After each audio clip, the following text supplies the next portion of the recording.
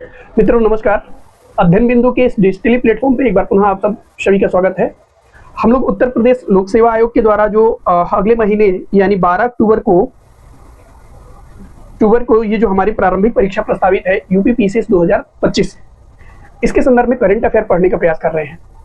इस current affair के ही अगले सीरीज में हम लोग इसके पहले ना उत्तर प्रदेश के ये जो भारतीय वन स्थिति रिपोर्ट है, इसके लिए जो उत्तर प्रदेश के लिए जो जारी हुई थी, यानी जो समग्र वन रिपोर्ट है उसी में उत्तर प्रदेश का वन रिपोर्ट भी इंक्लूडेड होता है, तो उसको हम लोगों ने देखा था। आज हम लोग भारतीय वन स्थिति रिपोर्ट 2023 को देखेंगे।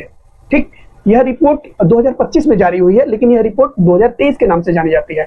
यानी 2023 से 2025 के बीच में हमारे भारत के पूरे जो वन क्षेत्र है इसमें क्या परिवर्तन हुआ है, कहाँ पे वन बढ़े हैं, कहाँ पे वन घटे हैं, है ना, वनों का प्रतिशत कैसे है और वृक्षावरण कैसे है, वनावरण कैसे है, ये सारा डाटा हम लोग एक बार देखेंगे आज। ठीक है, चलिए शुरू करते हैं।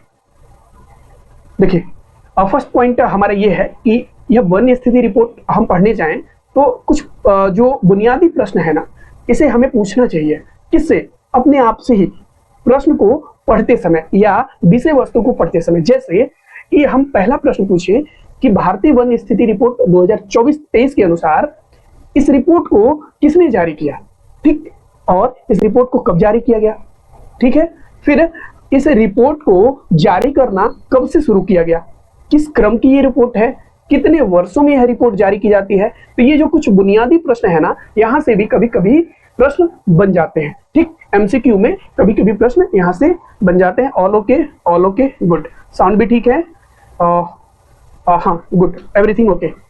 देखिए, पहला प्रश्न अगर जो हम पूछें कि किसने और कहां से इस रिपोर्ट को जारी किया, तो भूपेंद्र यादव जी ने, है ना, जो क्या है, केंद्रीय मंत्री हैं, वायु एवं जल परिवर्तन मंत्री। ठीक, इन्होंने कहां से जारी किया, तो देहरादून से जारी किया। ठीक, अच्छा, ये किस क्रम की रिपोर्ट है 2023 वाली, ये किस क्रम की रिपोर्ट है, तो ये 18वीं क्रम की रिपोर्ट है। यहाँ पे देखिए आप लोग, किस क्रम की ये रिपोर्ट है, तो ये 18वीं क्रम की रिपोर्ट है और यह रिपोर्ट प्रति 2 वर्ष में जारी किया जाता है। ठीक, प्रति 2 वर्ष के अंतराल में इस रिपोर्ट को जारी किया जाता है। ठीक है बाबू, फिर इस रिपोर्ट को कब जारी किया गया, तो इस रिपोर्ट को 21 जनवरी 2025 को जारी किया गया। ठीक है, और इस रिपोर्ट को जारी करना, चूंकि 2025 में तो ये 18वीं क्रम की रिपोर्ट है ना, लेकिन इस रिपोर्ट को कभी ना कभी से तो जारी करना शुरू किया गया होगा। तो इस रिपोर्ट को 1987 से इस रिपोर्ट को प्रति 2 वर्ष के अंतराल में जारी करना शुरू किया गया। ठीक है, डन। तो ये हम लोगों ने कुछ बुनियादी प्रश्न देखा।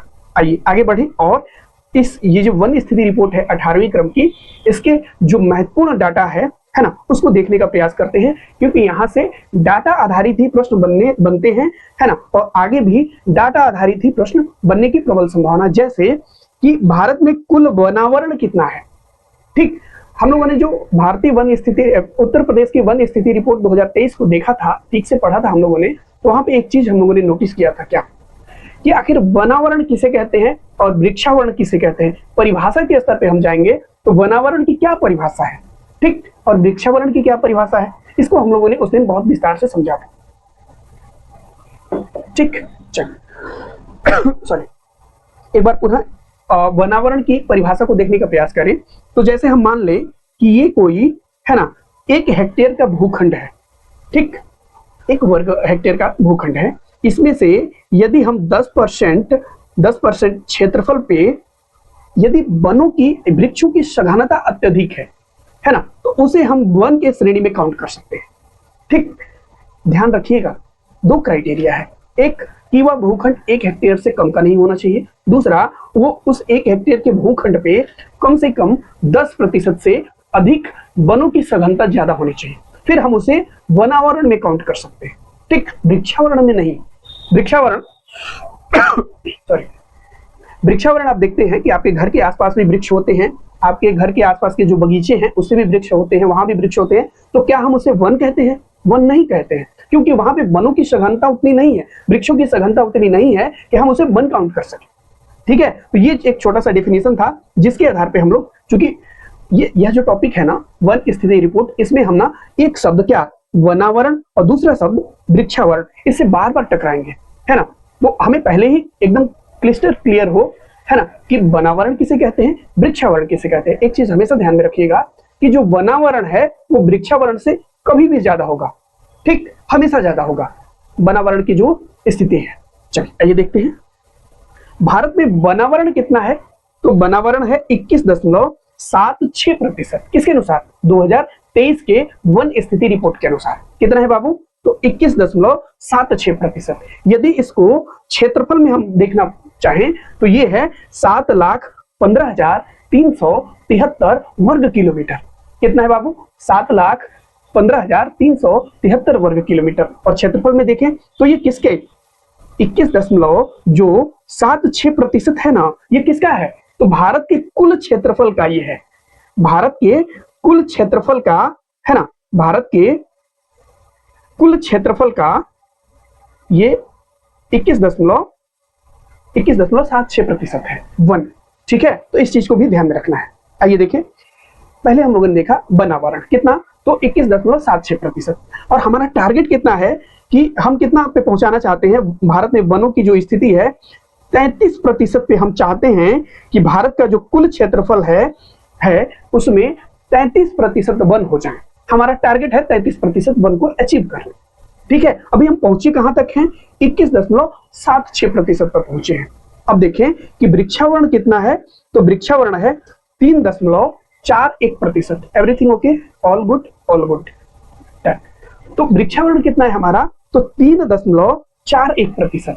अगर जो इस वृक्षावरण को क्षेत्रफल के आधार पर देखने जाएं तो कितना होगा? 1,12,014 वर्ग किलोमीटर।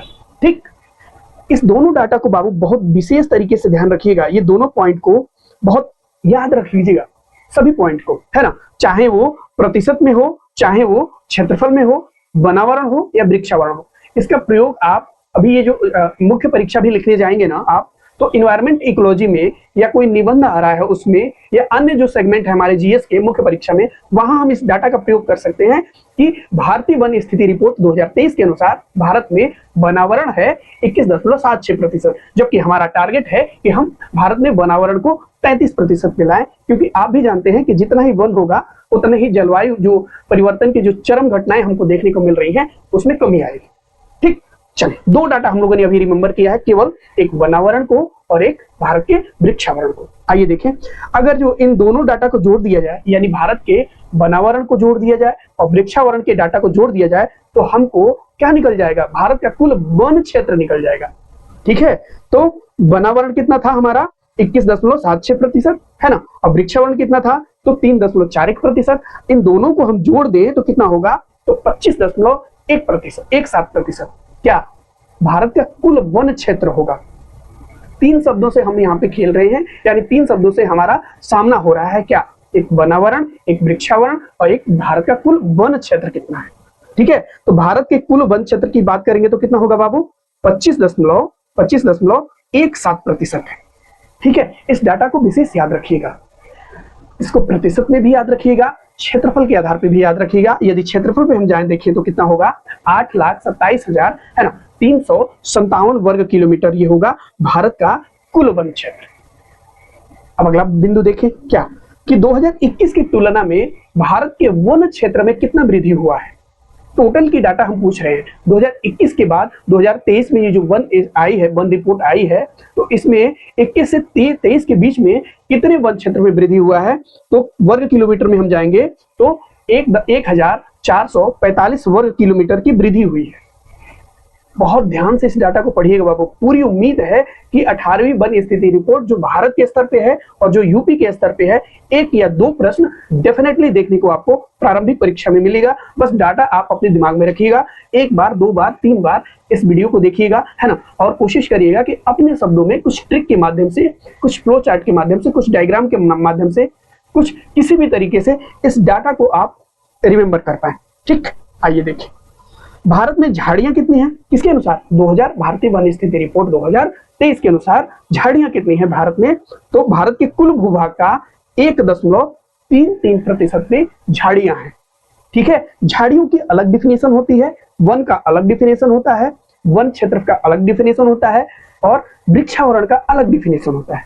ठीक, आइए भारत में मैंग्रोव वन कितने हैं? भारत में मैंग्रोव वन कितने हैं, यानी कितने क्षेत्रफल पे फैला है? तो 4,991 वर्ग किलोमीटर पे मैंग्रोव वन फैला है जो भारत के कुल भूभाग का 0.15% है। यह डाटा भी याद रखिएगा बाबू कि भारत के जो कुल क्षेत्रफल है उसमें मैंग्रोव वन है वो कितना है, 0.15% पे मैंग्रोव वन पाए जाते हैं। ठीक, 2021 की तुलना में 7.43 वर्ग किलोमीटर के मैंग्रोव के वनों में कमी आई है। तो यह प्रश्न हमसे खूब अच्छे से पूछा जा सकता है कि बताइए कि 2021 की तुलना में 2023 में जब स्थिति रिपोर्ट आई है, वन स्थिति रिपोर्ट, तो इसमें मैंग्रोव के वनों में वृद्धि हुआ है या कमी हुआ है। यहां से भी क्वेश्चन पूछा जा सकता है। चलिए आगे बढ़िए हम लोग। भारत में 33% से अधिक वनावरण वाले कितने राज्य हैं? तो 19 राज्य हैं। इस चीज को भी ध्यान में रखिएगा कि जो हमारा टारगेट है 33% का प्राप्त करने का, है ना, तो कितने राज्य ऐसे हैं जो 33% के हमारे टारगेट को प्राप्त कर चुके हैं? तो कितने राज्य हैं? 19 राज्य हैं। और भारत में 75% से अधिक वनावरण वाले कितने राज्य हैं? तो वो 8 राज्य हैं, जहां पे ऐसे राज्य जहां पे उसका जो कुल क्षेत्रफल है ना उसमें से 75% से अधिक पे वन पाए जा रहे हैं, वनावरण है वहां पे। तो कितने राज्य हैं ऐसे? 8 राज्य हैं। कौन कौन से? तो जो पूर्वोत्तर भारत के जो 7 सिस्टर स्टेट है ना उसमें से 6। कौन कौन? मिजोरम, मेघालय, त्रिपुरा, नागालैंड, अरुणाचल प्रदेश। इसमें असम शामिल नहीं है। और 2 यूनियन टेरिटरी है ना, यानी लक्षद्वीप और अंडमान निकोबार द्वीप समूह। ठीक, और यहाँ पे मणिपुर भी हो जाएगा। तो 8 राज्य हैं जहां पे 75% से अधिक वन पाए जा रहे हैं। ठीक है, याद रहेगा? चलिए याद रहेगा, याद रहेगा बाबू, डन, याद रहेगा। आगे बढ़े हम लोग, आगे देखें। वन एवं वृक्षावरण यानी वनावरण या एवं वृक्षावरण में सर्वाधिक वृद्धि और कमी वाले राज्य, है ना, वाले राज्य कौन से ऐसे राज्य हैं जिसमें वनावरण में और वृक्षावरण यानी दोनों के स्तर पे बात कर रहे हैं, समग्र रूप में कौन से ऐसे राज्य हैं जहां पे वनों में वृद्धि हुआ है और कौन से ऐसे राज्य हैं जहां पे वनावरण में कमी हुआ है? तो सबसे ज्यादा वृद्धि कहां पे हुआ है? छत्तीसगढ़ में। कितना? तो 684 वर्ग किलोमीटर की वृद्धि हुई है। कहां पे? छत्तीसगढ़ में। फिर दूसरे स्थान पे उत्तर प्रदेश है, तीसरे स्थान पे उड़ीसा है और चौथे स्थान पे राजस्थान है। यहाँ पे क्या हुआ है बाबू? तो यहाँ पे वनावरण एवं वृक्षावरण में वृद्धि हुआ है। ठीक, समग्र की बात कर रहे हैं, केवल वनावरण की नहीं, वृक्षावरण की नहीं, हम दोनों की बात कर रहे हैं कि दोनों को अगर जो जोड़ दिया जाए तो छत्तीसगढ़ ऐसा राज्य है जहां पे 2021 की तुलना में 2023 में सबसे ज्यादा वनावरण में एवं वृक्षावरण में वृद्धि हुआ है। और कमी कहां हुआ है?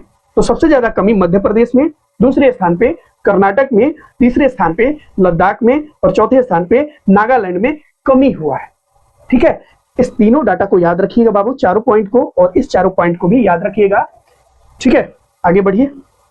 सर्वाधिक वृद्धि, सर्वाधिक कमी, जान आगे बढ़े। अब देखिए, चूंकि ऊपर हम लोगों ने देखा, यहाँ पे हम लोगों ने देखा वनावरण को भी जोड़े थे, वृक्षावरण को भी जोड़े थे, फिर हम कह रहे थे कि जो छत्तीसगढ़ है उसमें सबसे ज्यादा वन क्षेत्र में वृद्धि हुआ है। अब हम कह रहे हैं यहाँ पे केवल वनावरण की बात कर रहे हैं। जो हम लोगों ने एक डेफिनेशन पढ़ा था ना कि किसी 1 हेक्टेयर में लगभग 10% पे सब वृक्षों की सघनता है तो उसे वन कह सकते हैं, है ना। एक और भी उसमें परिभाषा में क्राइटेरिया है। फिर हम देखें कि वनावरण में सर्वाधिक वृद्धि एवं कमी वाले राज्य, वनावरण की बात हो रही है, यहाँ पे वृक्षावरण हट गया है। ठीक है, तो केवल वनावरण की बात हो रही है थोड़ी सी। हाँ, कोई बात चल। तो वनावरण में सर्वाधिक वृद्धि कहाँ हुआ है? मिजोरम में हुआ है। कहाँ पे बाबू? मिजोरम में। दूसरे स्थान पे गुजरात में, तीसरे स्थान पे उड़ीसा में। किसमें? वनावरण में वृद्धि हुआ है। और वनावरण में सबसे ज्यादा कमी कहाँ हुआ है? तो मध्य प्रदेश में, दूसरे स्थान पे आंध्र प्रदेश में और तीसरे स्थान पे तेलंगाना में वनावरण में कमी हुआ है। All okay, all good, everything okay, done, everything okay. अब हम देख रहे हैं, क्योंकि सबसे पहले हम लोगों ने देखा, यहाँ पे देखा, आइए देखें, सबसे पहले हम लोगों ने देखा यहाँ पे वनावरण एवं वृक्षावरण दोनों को जोड़ा गया था ना। फिर बताया गया था कि छत्तीसगढ़ में सबसे ज्यादा वृद्धि हुआ है। दूसरे स्थान पे उत्तर प्रदेश। उत्तर प्रदेश का पेपर हम लोग देने जा रहे हैं, यूपीपीसीएस 2025 हम देने जा रहे हैं। तो ये हमारे लिए बहुत महत्वपूर्ण है। क्या? कि उत्तर प्रदेश ऐसा राज्य है जहां पे 2021 की तुलना में 2023 में वन एवं वृक्षावरण में दूसरे स्थान पे सर्वाधिक वृद्धि हुआ है। पहले स्थान पे हमने देखा छत्तीसगढ़ को, दूसरे स्थान पे उत्तर प्रदेश को, तीसरे स्थान पे उड़ीसा को। ठीक, अब यहाँ पे देखें, फिर हमने देखा वनावरण को, अब देख रहे हैं वृक्षावरण को। वृक्षावरण में सर्वाधिक वृद्धि एवं कमी वाले राज्य कौन से हैं? तो सर्वाधिक वृद्धि कहाँ पे हुआ है? छत्तीसगढ़ में। और सबसे ज्यादा वन एवं वृक्षावरण में भी कहाँ वृद्धि हुआ था? छत्तीसगढ़ में। देखिए बाबू, यह क्या है ना कि ये जो टॉपिक है ये निहायत ही फैक्चुअल है ना। इसमें हम और आप कुछ नहीं कर सकते, चीजों को थोड़ा सा याद करना ही पड़ेगा, ठीक है, और कोई विकल्प नहीं है। क्योंकि ये डाटा आधारित टॉपिक है, तो डाटा कभी कभी होगा ना कि ओवरलैप हो जाएगा, है ना। कभी लगेगा कि वनावरण में वृद्धि है, कि वृक्षावरण में वृद्धि है, कि टोटल दोनों वनावरण और वृक्षावरण दोनों में वृद्धि है। तो यहाँ पे थोड़े हमें क्या करना है कि एकदम अलर्ट होकर चीजों को पढ़ना है ना। आइए देखें, सर्वाधिक वृद्धि की वृक्षावरण में कहाँ पे हुआ है?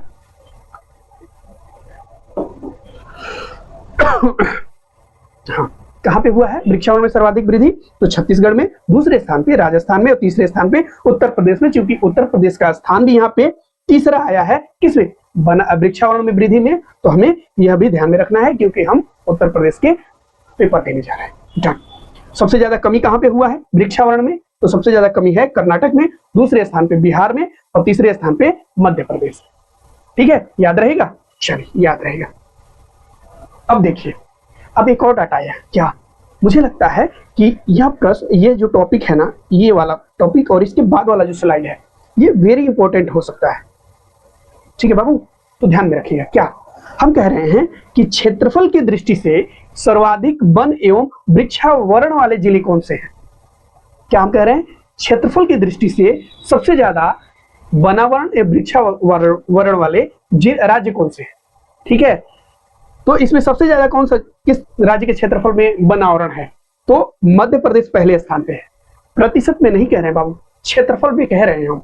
दूसरे स्थान पे अरुणाचल प्रदेश, तीसरे स्थान पे छत्तीसगढ़, है ना।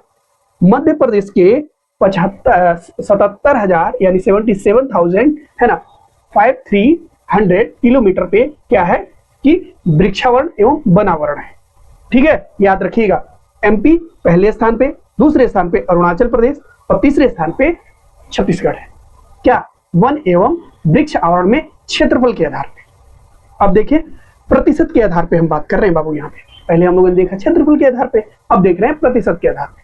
प्रतिशत के आधार पे सबसे ज्यादा वन एवं वृक्ष आवरण वाले जिले कौन से हैं, राज्य कौन से, सॉरी। तो पहले स्थान पे लक्षद्वीप है। लक्षद्वीप का जो कुल क्षेत्रफल है ना, उसमें कितना? 91.33% पे केवल वन है। कहां पे? तो लक्षद्वीप में। अगर जो राज्यों में आ जाएंगे, चूंकि ये यूटी है ना, ये क्या है? यूनियन टेरिटरी है ना, यूटी है। अगर जो राज्यों की बात करेंगे तो आप नाम लीजिएगा किसका? मिजोरम का। कि मिजोरम राज्यों में, मिजोरम एक ऐसा राज्य है जहां पे पूरे भारत में सबसे ज्यादा प्रतिशत के आधार पे वन पाए जाते हैं। ठीक है, याद रहेगा?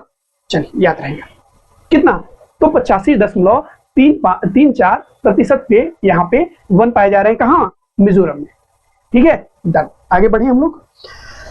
तीसरे स्थान पे, चूंकि पहला स्थान लक्षद्वीप का है, दूसरा स्थान मिजोरम का है, तीसरा स्थान अंडमान निकोबार का है। ठीक, तो तीसरे स्थान पे अंडमान निकोबार है, जहां लगभग 81.81% क्षेत्रफल पर क्या पाया जा रहा है? तो वन पाया जा रहा है। डन, याद रहेगा? चलिए, याद रहेगा। ये प्रश्न आपके 71वीं बीपीएससी जो अभी हुआ था, बीपीएससी जो कब हुआ था? तो 13 सितंबर को हुआ था। वहां पे एग्जैक्ट यही प्रश्न पूछा गया। क्या? कि क्षेत्रफल के अनुसार सर्वाधिक वृक्षावरण वाले राज्य कौन से हैं? और विकल्प में भी यही था। तो पहले स्थान पे सबसे ज्यादा वृक्ष किस राज्य में है?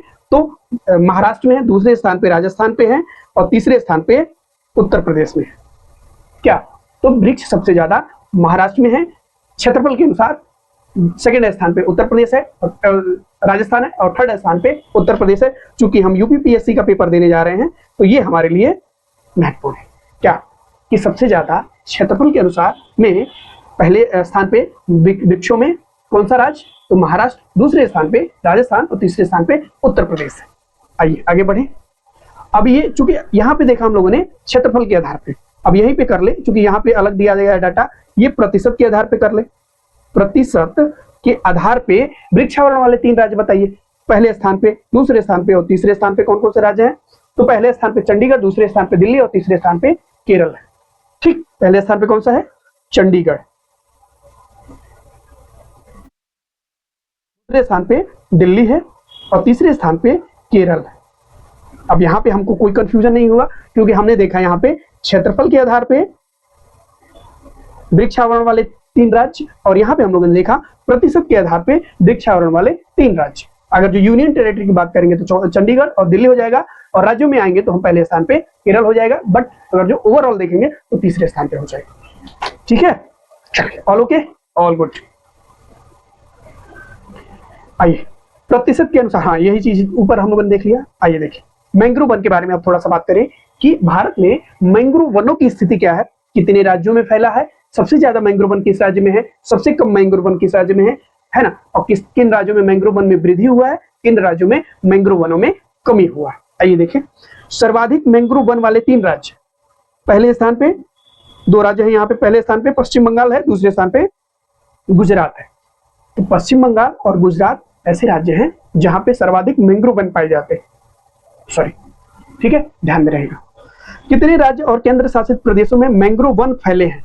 तो 9 राज्यों में और 3 केंद्र शासित प्रदेशों में मैंग्रोव वन फैले हैं। ध्यान रखिएगा, इस डाटा को याद रखिएगा कि कितने राज्यों में मैंग्रोव वन फैले हैं। तो हम जब राज्यों की बात करेंगे तो 9 राज्य हो जाएंगे, और केंद्र शासित प्रदेश की बात करेंगे तो 3 राज्य ऐसे किन केंद्र शासित प्रदेश हैं जहां पे सर्वाधिक मैंग्रोव वन फैले हुए। ठीक है, चलिए आगे बढ़िए। मैंग्रोव आवरण में कमी वाले राज्य, क्योंकि सबसे ज्यादा मैंग्रोव वन हम लोगों ने कहां देखा था? तो पश्चिम बंगाल में। दूसरे स्थान पे कौन सा था? तो गुजरात था। अब ये कह रहा है कि मैंग्रोव आवरण में कमी वाले राज्य कौन से हैं? क्योंकि गुजरात दूसरे स्थान पे है, लेकिन पहले स्थान पे है कि यहाँ पे मैंग्रोव वनों में कमी आया है। तो कमी वाले राज्यों में पहले स्थान पे कौन सा हो जाएगा? तो गुजरात हो जाएगा। दूसरे स्थान पे अंडमान निकोबार द्वीप समूह हो जाएगा। और इसको मैं 5 स्टार दे रहा हूं बाबू, 5 स्टार से इसे नवाजा जा रहा है, इस एक स्टेटमेंट को 5 स्टार। किस स्टेटमेंट को? मैंग्रोव आवरण में सर्वाधिक वृद्धि किस राज्य में हुआ है?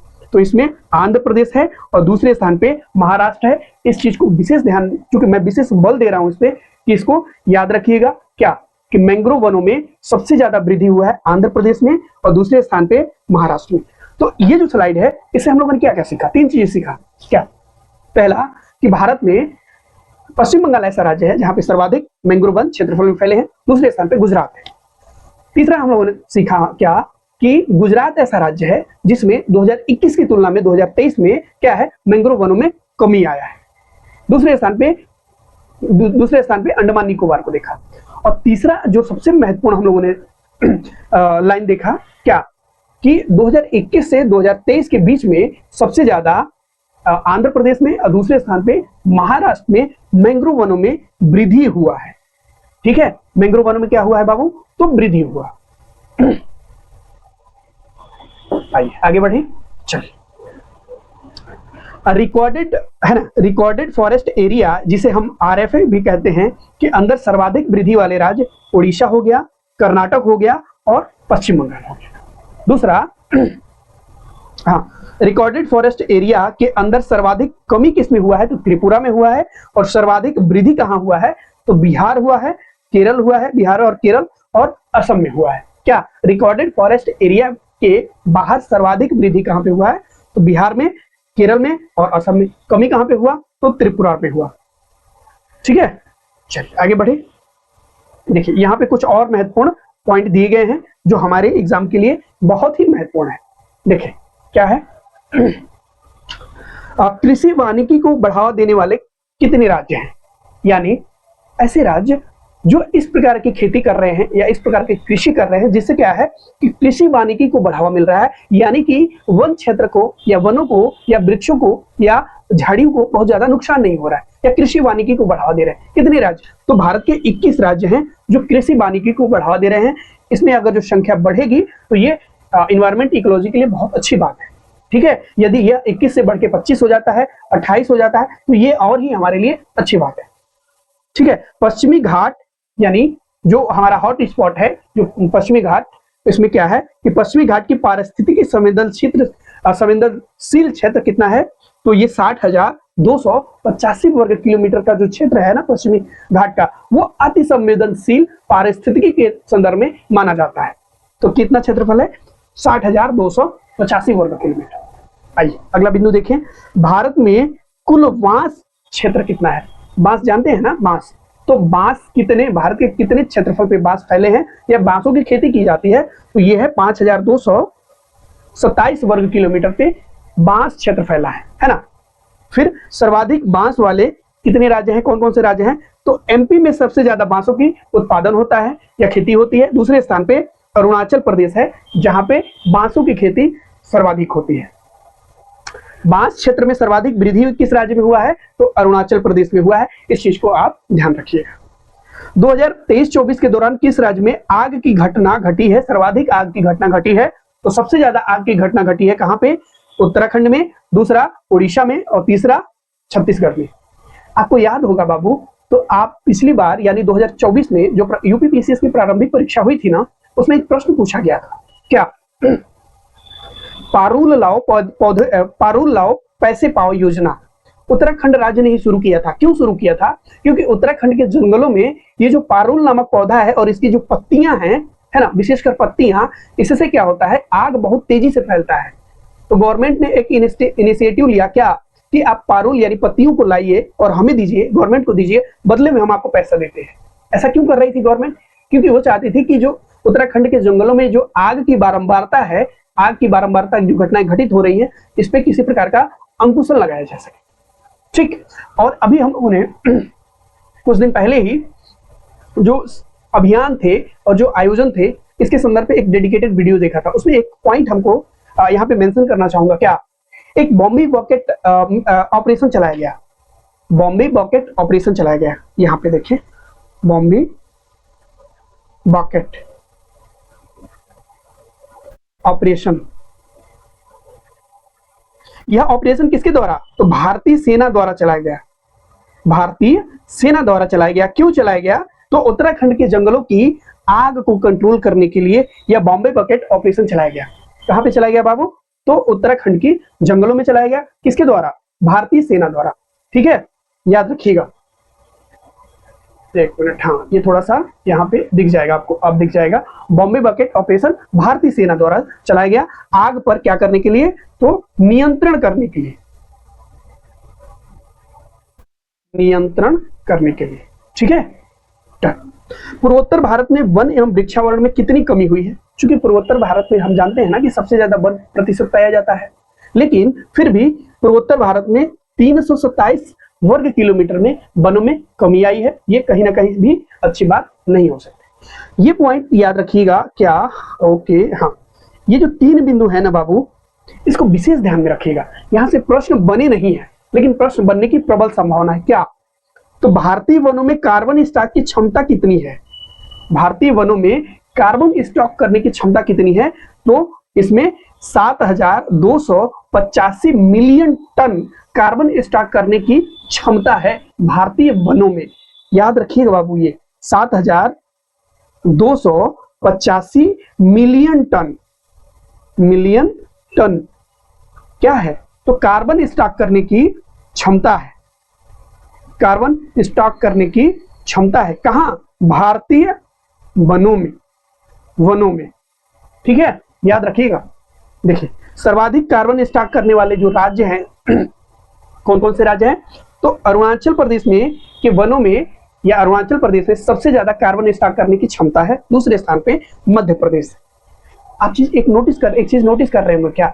तो जहां पे ज्यादा वन होंगे ना, वहीं पे कार्बन स्टॉक करने की क्षमता ज्यादा होगी। ठीक, क्योंकि जो कार्बन सिंक करने की क्षमता जो वनों में होती है ना, इसी से कार्बन स्टॉक करने की क्षमता को देखा जाता है। ठीक, अब ऐसे करें, अगर जो ऐसे सोचे हम लोग, तो जो अमेजन के फॉरेस्ट है, यानी जो दक्षिणी अमेरिका के अमेजन वन है, वहां पे कार्बन स्टॉक करने की क्षमता सबसे ज्यादा होगी। ठीक, इसीलिए तो उसे पृथ्वी का फेफड़ा कहा जाता है। चलिए आगे बढ़े। और लास्ट आज का पॉइंट है कि 2021 की तुलना में कार्बन स्टॉक की क्षमता में कितनी वृद्धि हुई है? तो ये 81 मिलियन टन भारतीय वनों में 2021 की तुलना में कार्बन स्टॉक करने की क्षमता में वृद्धि हुआ है। ठीक है, तो ये था बाबू आज का हम लोगों का भारतीय वन स्थिति रिपोर्ट 2023 से संबंधित जो महत्वपूर्ण पॉइंट है इसको हम लोगों ने देखा। मुझे पूरा विश्वास है और उम्मीद भी है कि आपको यह टॉपिक, क्योंकि बहुत ज्यादा फैक्चुअल चीजें थी तो बहुत ज्यादा आपको समझाया नहीं जा सकता था, है ना। वैसे भी वीडियो बहुत लंबा हो जाएगा, है ना, अगर जो थोड़ी भी चीजों को थोड़ा सा एलिब्रेट करने का प्रयास किया गया तो। ठीक है, बाकी मैंने अपनी तरफ से कोशिश किया कि चीजों को थोड़ा सा एक्सप्लेन भी करूं आपके सामने। ठीक, बाकी जो यह निहायत ही फैक्चुअल टॉपिक है तो आपको 2-3 बार इसको देखना पड़ेगा, ब्रशअप करना पड़ेगा। ठीक है, बेहतर होगा यही कि आप इसका नोट्स बना लें, क्योंकि नोट्स आपके लिए आपका अपना होता है, आपके हाथों द्वारा बनाया गया होता है, तो आपको उसमें कंफर्टेबल फील करते हैं। फिर भी यदि आप नोट्स नहीं बनाना चाहते हैं, इसका पीडीएफ चाहते हैं, तो ये जो मोबाइल नंबर है, पर्सनल मेरा मोबाइल नंबर है, इस पे जस्ट ओनली व्हाट्सएप कीजिएगा। क्या 9721213941 पे आप व्हाट्सएप कर दीजिएगा कि सर भारतीय वन स्थिति रिपोर्ट 2023 का नोट्स आप भेज दीजिए, तो हम आपको भेज देंगे, आप रिवाइज कर लीजिए वहां से। 1-2 बार इस वीडियो को देखिएगा, है ना, चीजें आपको समझ में आएंगी और याद भी हो जाएंगे। चलिए मिलते हैं हम लोग अगले वीडियो में।